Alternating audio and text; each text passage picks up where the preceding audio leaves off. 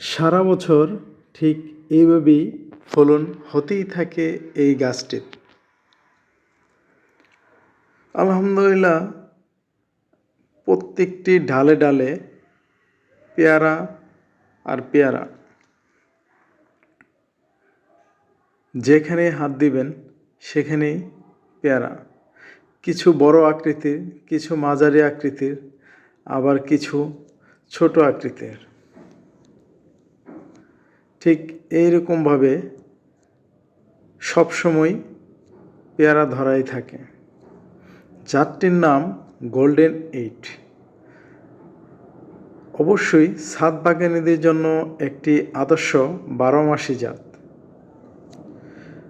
আপনি যদি ছাদ বাগানে পেয়ারা গাছ করার চিন্তা ভাবনা করেন, তাহলে আমি বলবো অবশ্যই আপনি গোল্ডেন 8 জাতটি নির্বাচন করুন। এতে করে সারা বছরই ঠিক এই রকম ফলন পেতেই থাকবেন। আজ থেকে 7 মাস আগে নার্সারি থেকে 2টি কলমের চারা কিনে এনে রোপণ করা হয়েছিল। আলহামদুলিল্লাহ, গাছের গ্রোথ দেখেন কত সুন্দর ঝোপালো।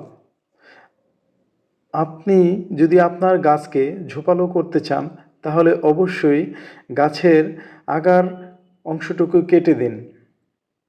এতে করে গাছের গ্রোথ সুন্দর হবে, দেখতে অনেক সুন্দর লাগবে, ঝোপালো হবে এবং ফলনও পাবেন অনেক বেশি। এবার আসি গাছ দুটি রোপণ করার জন্য কিভাবে মাটিটি তৈরি করা হয়েছিল। খুবই সহজে মাটি আপনিও চাইলে এভাবে তৈরি করে গাছ রোপণ করতে পারেন।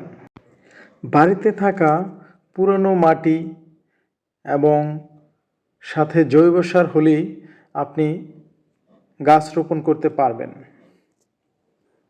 এই দুটো গাছ ঠিক এভাবেই রোপণ করা হয়েছিল, আর অন্য কিছু সাথে ব্যবহার করা হয়নি।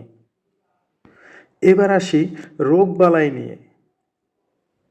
এখন পর্যন্ত কোনো ধরনের কীটনাশক ওষুধ এই গাছটিতে স্প্রে করা হয়নি। পেয়ারা গাছে বেশি মিলিবাগ পোকা অ্যাটাক করে থাকে। আপনার গাছে যদি এরকম সমস্যা দেখা দেয়, তাহলে অবশ্যই ওষুধ স্প্রে করে দিন। এবার আসি গাছের খাবার নিয়ে। এখন পর্যন্ত এই গাছে তেমন কোনো খাবার দেওয়ার প্রয়োজন হয়নি, শুধুমাত্র নিয়মিত পানি দিয়ে যাচ্ছি।